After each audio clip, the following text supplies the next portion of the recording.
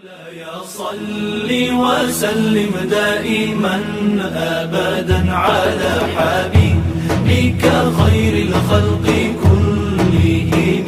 مولاي صل وسلم دائما أبدا على حبيبك. بسم الله والحمد لله والصلاة والسلام على رسول الله وعلى آله وصحبه ومن والاه، أما بعد. My dear sisters and brothers, Assalamu alaikum wa rahmatullahi wa barakatuhu, and welcome to another day of Eid United's online Ramadan program. I pray to Allah subhanahu wa ta'ala on this 11th day of Ramadan to accept from us our fasting, our prayers, and our good deeds, inshaAllah. I also ask Him subhanahu wa ta'ala to allow us to make the most of the remaining days of Ramadan, inshaAllah. Remember to tune in every single day at 5 p.m. Pacific Standard Time for a great lineup of qaris and speakers. You can tune in on our website at www.eidunited.org. Today, inshaAllah, we will be starting off with a Quranic recitation by Qari Abdul Rahman Himsi of Juz' 12, Surah Hud, from verses 27 through 47. We then have a small reflection by our Sheikh Saeed Saduq. And finally, we have the main topic of today, which is signs of Allah subhanahu wa ta'ala's presence by our Sheikh Mustafa Umar. أعوذ بالله من الشيطان الرجيم. إن الذين آمنوا وعملوا الصالحات وأخبتوا إلى ربهم أولئك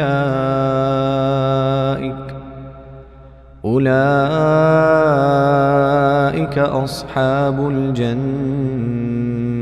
هم فيها خالدون. مثل الفريقين كالأعمى والأصم والبصير والسميع هل يستويان مثلا أفلا تذكرون.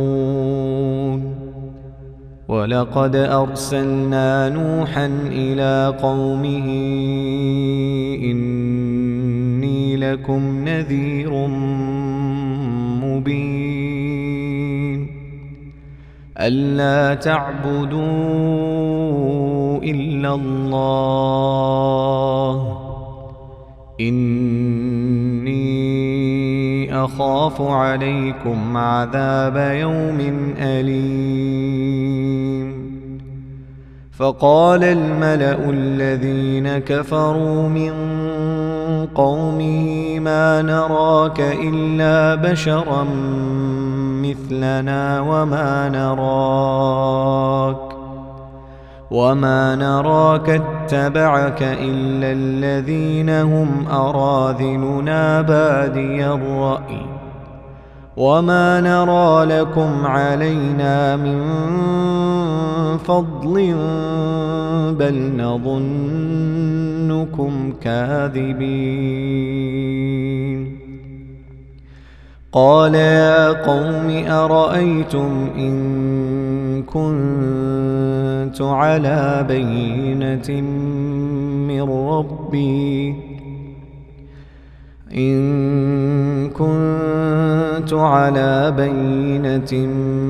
من ربي وآتاني رحمة من عنده فعميت عليكم أنلزمكموها وأنتم لها كارهون. ويا قوم لا أسألكم عليه مالا إن أجري إلا على الله وما أنا بطارد الذين آمنوا إنهم ملاقو ربهم ولكني أراكم قوما تجهلون. ويا قوم من ينظر ينصرني من الله إن طردتهم أفلا تذكرون ولا أقول لكم عندي خزائن الله ولا أعلم الغيب ولا أقول إني ملك ولا أقول للذين تزدري أعينكم لن يؤتيهم الله خيرا الله أعلم بما في أنفسهم إني إذا لمن الظالمين قالوا يا نوح قد جادلتنا فأكثرت جدالنا فأتنا بما تعدنا إن كنت من الصادقين قال إنما يأتيكم به الله إن شاء وما أنتم بمعجزين ولا ينفعكم نصحي إن أردت أن أنصح لكم إن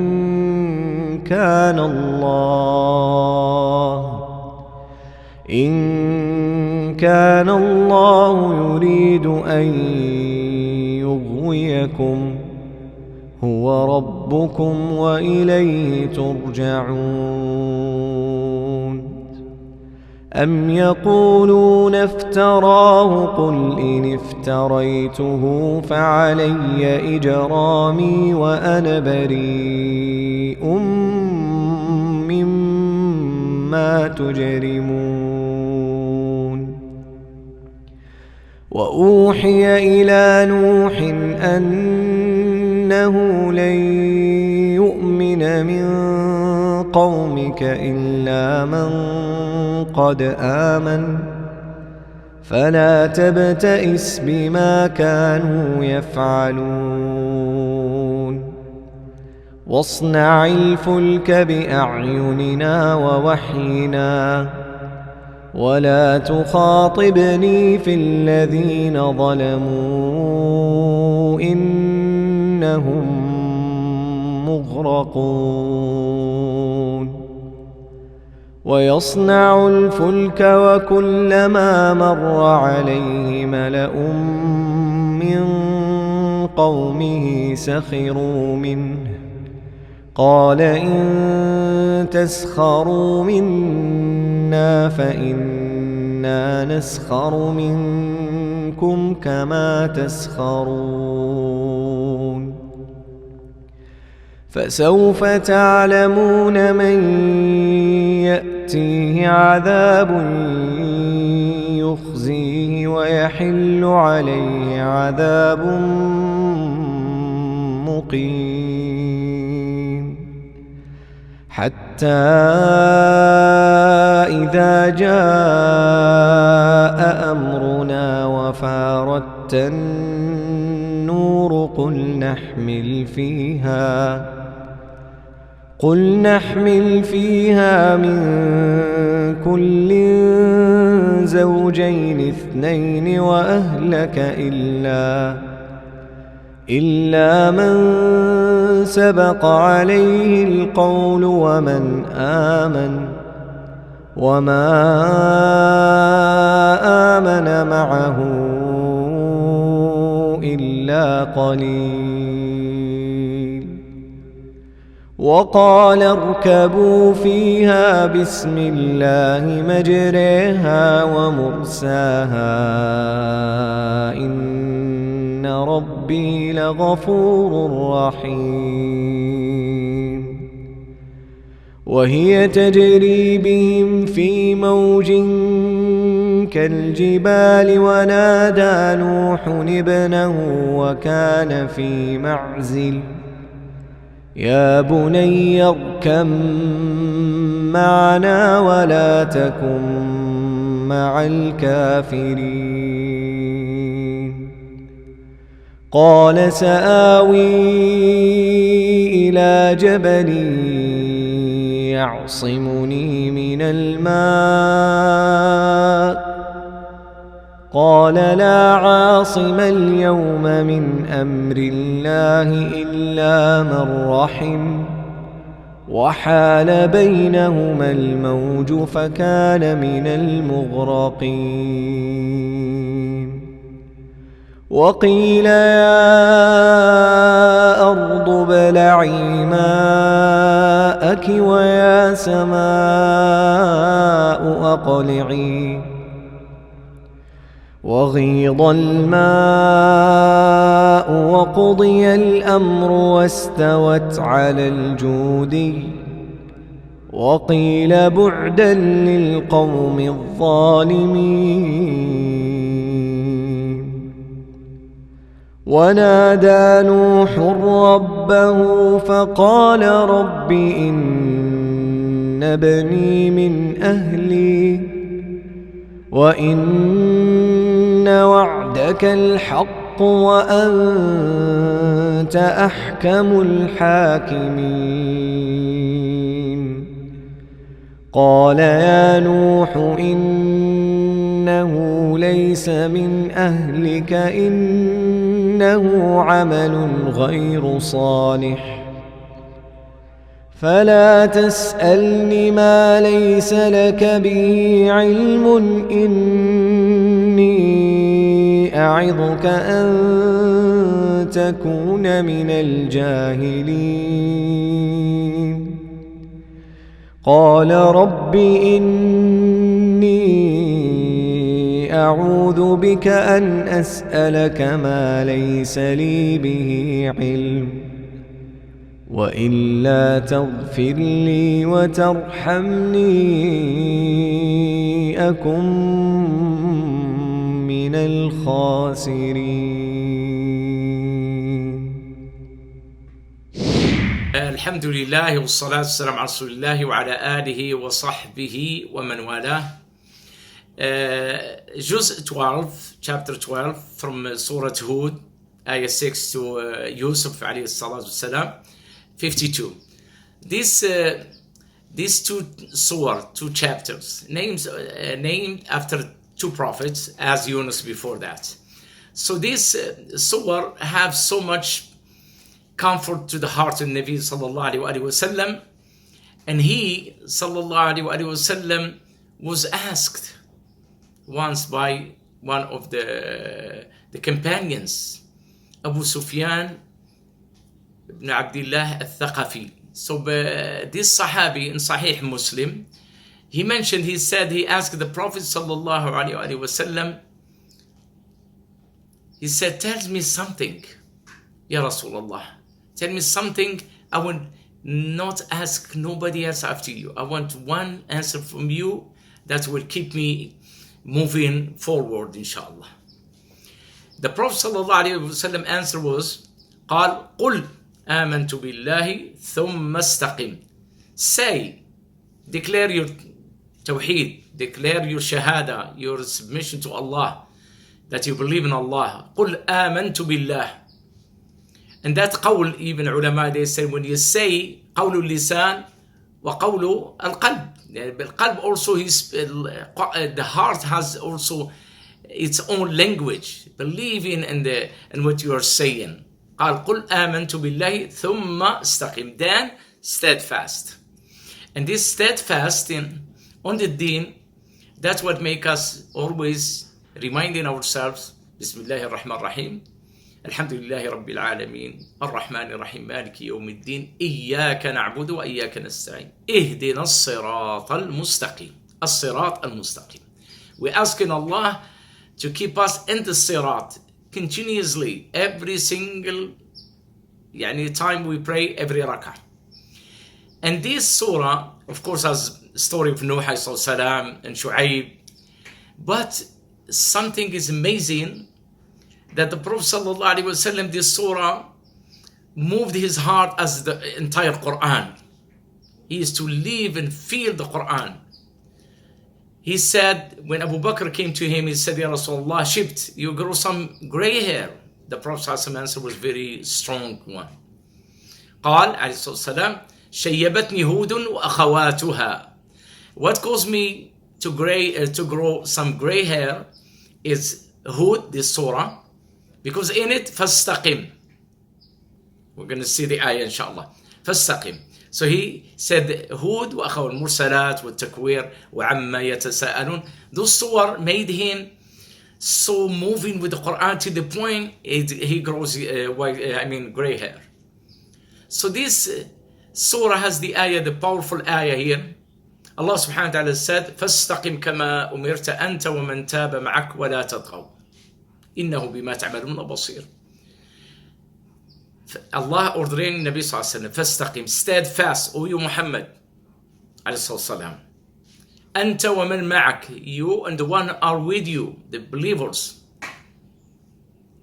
كَمَا أُمِرْتَ أَنْتَ وَمَنْ تَابَ مَعَكْ وَلَا تَطْغَوْا, do not transgress. Because Iman, istiqamah, tells us not to transgress the limit of Allah, not on ourselves, not on the others, no dhulm, no transgression. Then this surah really also tells the Prophet ﷺ, كذلك نقص عليك من أنباء الرسل ما نثبت به فؤادك. We reveal to you or relate to you Muhammad ﷺ the stories from the Prophet before you, so we will make your heart firm and strong. Surah Yusuf, I know the time is very short that I have, but alhamdulillah.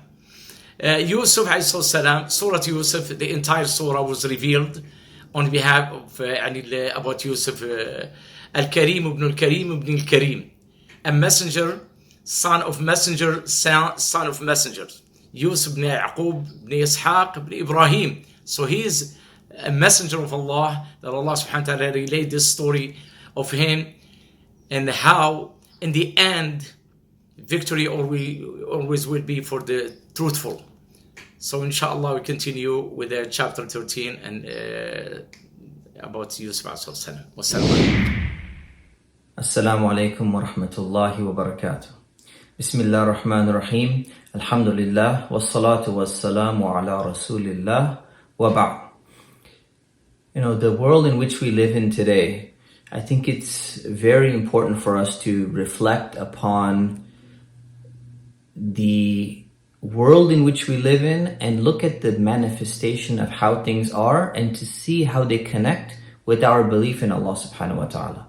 As Muslims, we believe that Allah is our creator. As Muslims, we believe that Allah is the mighty, the powerful, the knowledgeable, the all-aware. We believe in all these attributes of Allah. Our entire religion is built upon the idea that there is a creator, that there is a designer for every single thing in this world. And many people, even who are not Muslim, they believe in this. In fact, the vast majority of people throughout history, including today, they believe that there is some kind of maker or supreme being that is the cause and result of everything in existence. But how do we solidify that belief? How do we get deep down inside our hearts and in our minds the idea that this belief in Allah, this belief that Allah is there, is something which has a solid foundation, something which has a firm belief? Well, we can do that when we look upon the logic and the rationale that Allah subhanahu wa ta'ala has given us in the Quran. Not because the Quran said it, but because the Quran is a book which presented a certain type of explanation, and that explanation makes sense independent of the Quran or our belief in the Quran. So let's start with the verse. Allah subhanahu wa ta'ala, He said, indeed, we have created each and every single thing according to a specific qadr, or a specific measure. So Allah mentions that. Now, what does that mean? Allah has designed everything according to a specific measure. It refers to the design in which things appear to be. And design basically refers to the constitution of how things are according to a specific way. And almost you can imagine, you can see that there was like a preconceived plan that went into putting things together the way they are. Like us as human beings, if you look at us, you look at how we function, right? Human beings, they're very complex. The way that they function, let alone in their minds, even their bodies, the different parts, we're extremely complex creatures. That is not something that just randomly came about. And it would be very hard for people to make an argument or to believe that this is some result of random chance or something. Now, so that's what we call design. That everything appears to be designed. And Allah subhanahu wa ta'ala mentions this in the verse that I quoted for you. Right? This is very important to reflect upon from the beginning. And by the way, that verse is chapter 54, verse 49. Now, what is the opposite of that? The opposite of that would be chaos. It's actually called, in science, it's called chaos, where basically things run without any rules, without any order. There seems to be no plan or no wisdom that anyone can discern or understand why things exist the way they are. So if we, as human beings, we try to look at this, we try and think about this on an objective level. We look at the connections between things and the way that they exist in a specific proportion. If those connections didn't exist in exactly the way that they should, life would not continue. We would not be here right now. For example, if heat did not have the properties that it had, right, you would not even be able to warm your food, right? Just basic cooking of meat or basically warming up your food. You need heat to warm your body. They say, people are still not sure exactly who lit the first fire and how they figured out how to make fire. We don't know that history. We don't know exactly who the first person was that even discovered that or how it came about. We don't know any of that stuff. But imagine even the ability to warm yourself by lighting a fire. If it didn't have some level of design in it, if it didn't have some specific properties that are constant to it, we wouldn't be able to survive. So imagine one time you take a spark, you light a spark, and what happens? A spark comes out, causes a fire. Okay, great. So it causes a fire, something happened. The next day, you try and do the same thing. You're like, oh, this is what results in a spark. What happens? Instead of a spark coming out, you do the exact same motion and something freezes. Your water freezes in front of you. The next day, you try and do it and the whole thing explodes. There would be no predictability in your life. But Allah did not design things that way. Every single thing that we see, from the water to the skies, to the rain, to the air, to the fire, everything, even on the primitive level, is designed in a specific way. And if we didn't have that, we would not be able to live. We couldn't learn anything because there's no cause and effect. Nothing happens again and again. It's just every time there'd be something different. We wouldn't be able to survive because nothing is predictable. And this is what Allah subhanahu wa ta'ala meant when He said in the Quran, He said, He who has created 7 heavens in harmony. You do not see any faults or any incongruity in the creation of Allah, the Merciful. And He says, look again. Can you see any rifts? Can you see any problems? Basically, Allah is saying that everything has been designed and to function in the way that it's supposed to function. This is chapter 67, verse 3. Right? So there's a specific laws. There's a specific order that has been set up by Allah, and those things are not violated. They keep on working the same way. So if we want to reflect upon this a little bit more, right, what we can do is, first thing we should do is look at some manifestations of this design that exists in our world today, and then try to conclude from that yes, there is indeed design and purpose, and then show that design and that purpose cannot be attributed to anyone besides Allah subhanahu wa ta'ala. Cannot be attributed to any other thing. So let's take a look at maybe some examples of this, right?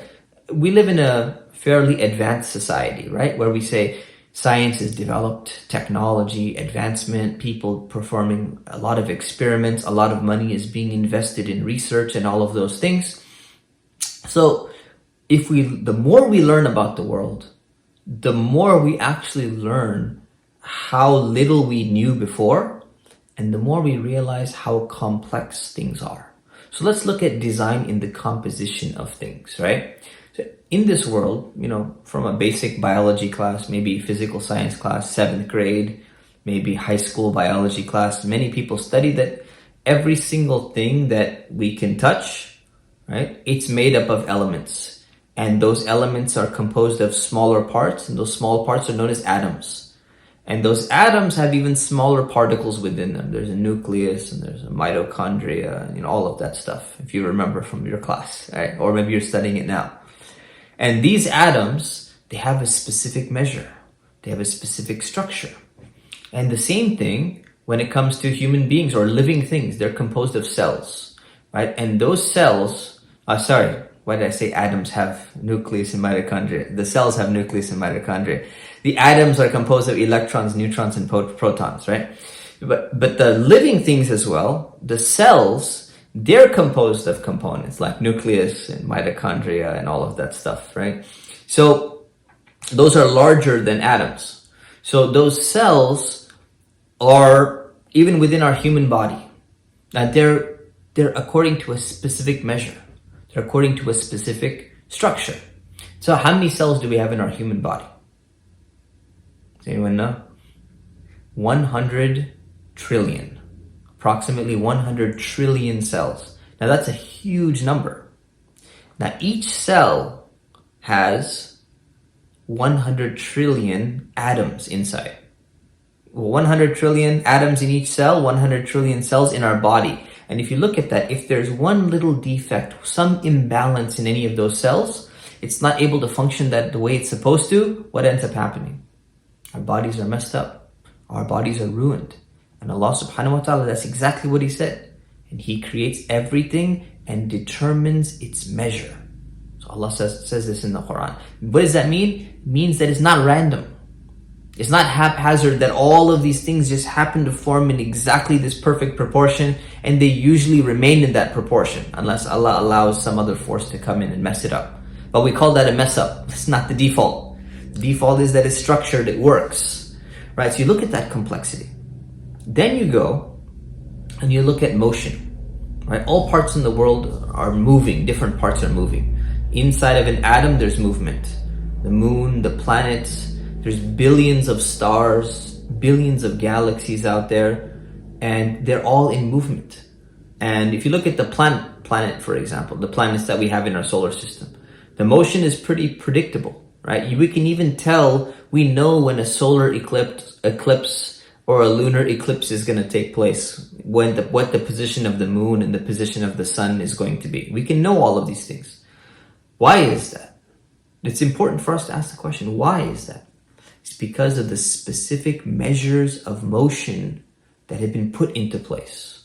And who put that motion into place? Has to be a designer. Has to be someone who had the knowledge and wisdom to come up with that. Allah mentions this in the Quran. He says, and the sun runs the course appointed for it for a term, for a period of time, to its resting place, for the stability of it. This is the measure determining of the all-glorious with irresistible might, the all-knowing. Talking about Allah. Allah is the one who's all-knowing. He's the one who set this up. And He says, and the moon, we have determined for it phases until it returns, appearing like the old date stock, in terms of the way that it looks like when you look at the moon in the sky from the earth.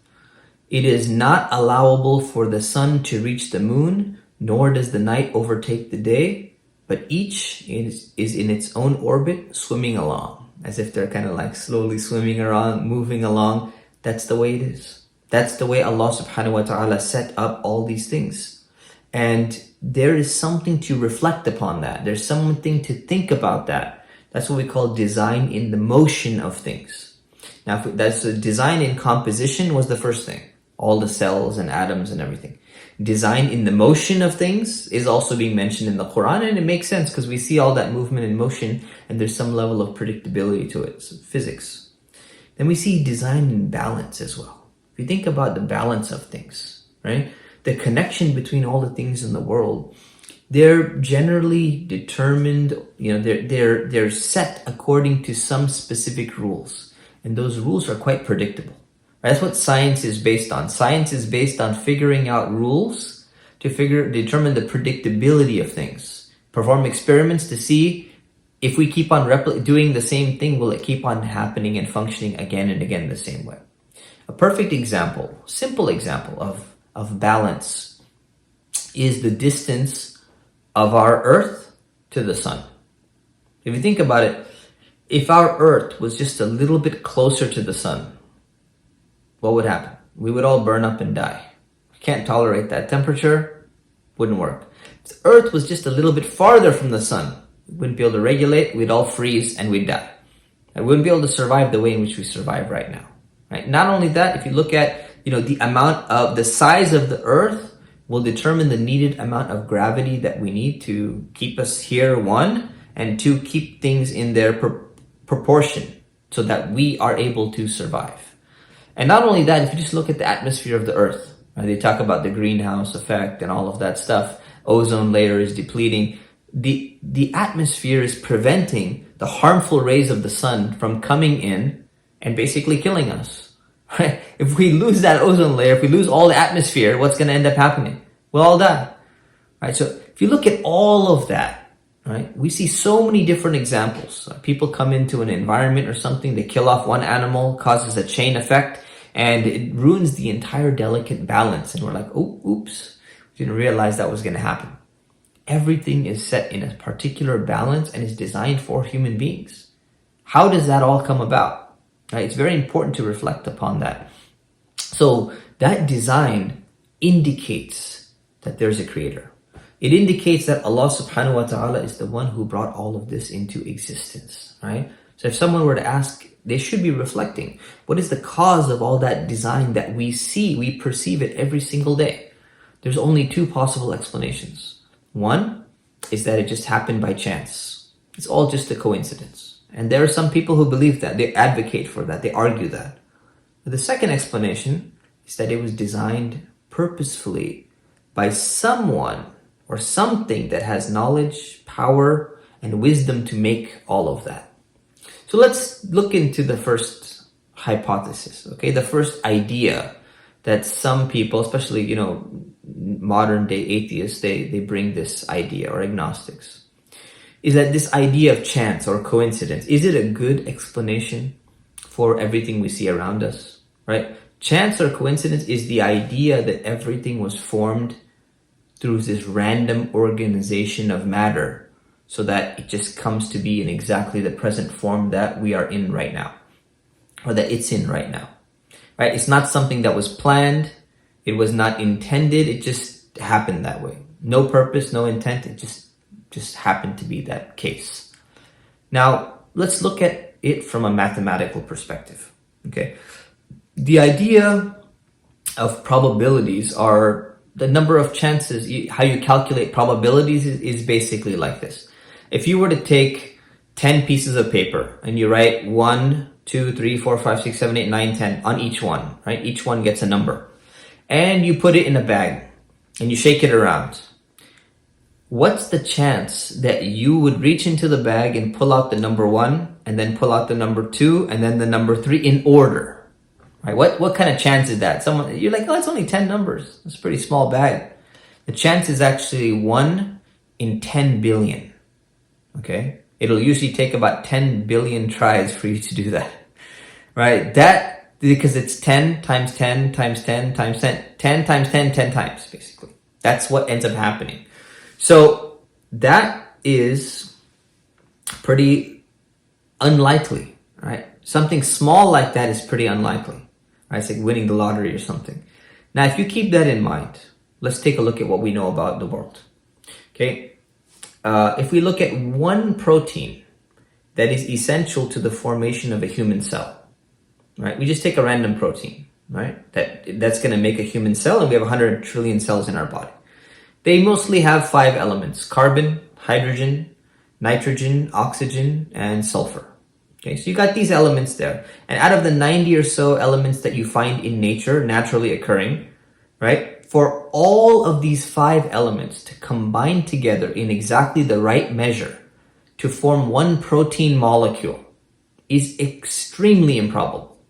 extremely improbable, right? Just to look at it from something with some numbers in there. It's a professor of physics at the University of Geneva. His name was Charles Eugene Guy.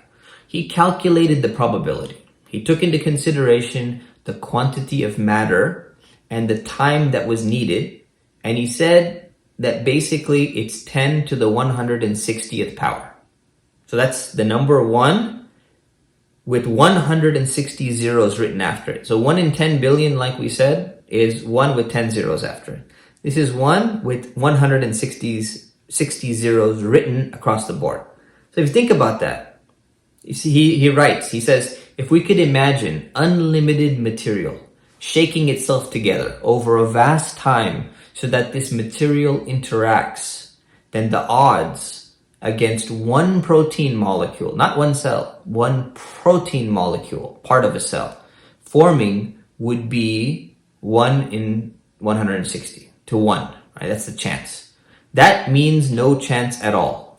This is his quote. That means no chance at all. In fact, to meet those unimaginable odds, there would not be enough material in the whole universe to shake together. We would need more universes of material, and not just 3 or 4 more universes, but sextillion more universes to provide that material. Right? You think about that. And then if you just look at that, in addition, his quote is done. In addition to that, the spontaneous generation of a living, self-replicating cell is estimated to be 1 in 10 to the 119,850th power. That's how many zeros. 119,000 zeros after the number. That's completely impossible. It doesn't. It's not something. It's not even like winning the lottery. Okay, winning the lottery has its own odds, and you're like, yeah, but people win the lottery. This is not something that's ever going to happen.